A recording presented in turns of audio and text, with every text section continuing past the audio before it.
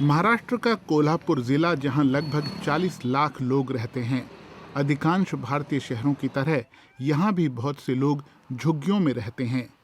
ये वो बेतरतीब बस्तियां हैं जहां शहरी नियोजन नीतियां तो क्या, किसी इंसान का पहुंचना भी मुश्किल होता है। हाल तक तो सटीक लोकेशन मिलना भी दूभर था। यहाँ 1700 से ज़्यादा परिवार रहते हैं।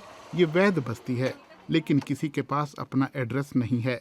लेकिन अब पिज्जा की होम डिलीवरी होने लगी है और इसका श्रेय जाता है इस खास नंबर को। गूगल प्लस का ये कोड जो इलाके का लैटिट्यूड और लॉन्गिट्यूड बताता है।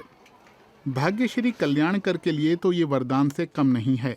वो पास ही में इलेक्ट्रॉनिक स्टोर चलाती हैं और अब उनका माल घर पर ही डिलीवर हो जाता है।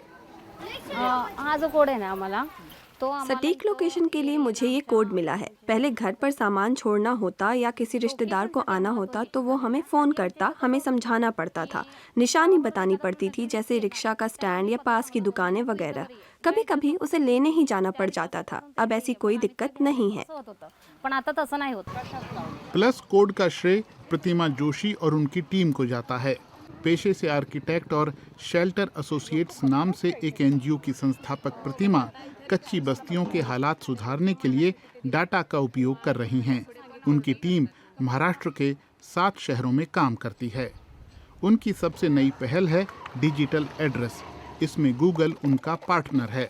बस्ती के बाहर स्लम का नक्शा लगा हुआ है। हर मकान के लिए लोकेशन विशेष एड्रेस है। ये बड़े काम की चीज हो सकती है क्योंकि हर मकान का एक पता होगा जो स्लम में कभी होना नहीं था।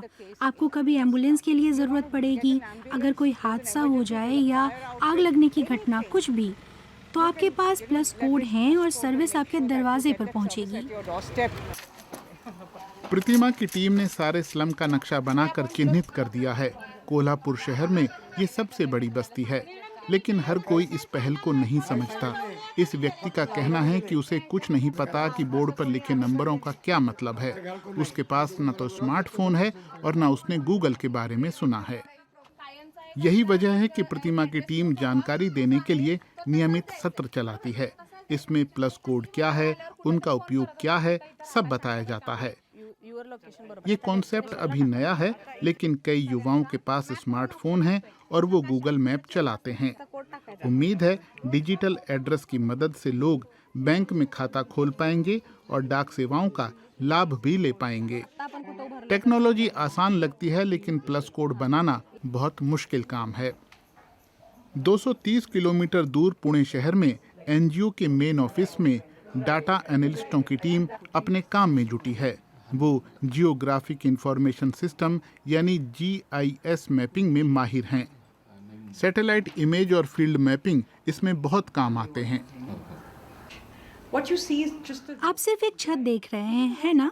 छत के नीचे क्या हो रहा है आप नहीं जानते। आप सोचेंगे कि ये एक मकान है और जब लोकेशन पर जाकर देखेंगे तो पता चलेगा, हे भगवान, उस एक छत के नीचे असल में 3 घर हैं। तो यहाँ के लिए केवल सैटेलाइट इमेज ही काम नहीं करेगी। हर हाल में फील्ड विजिट और फील्ड मैपिंग भी करनी होगी।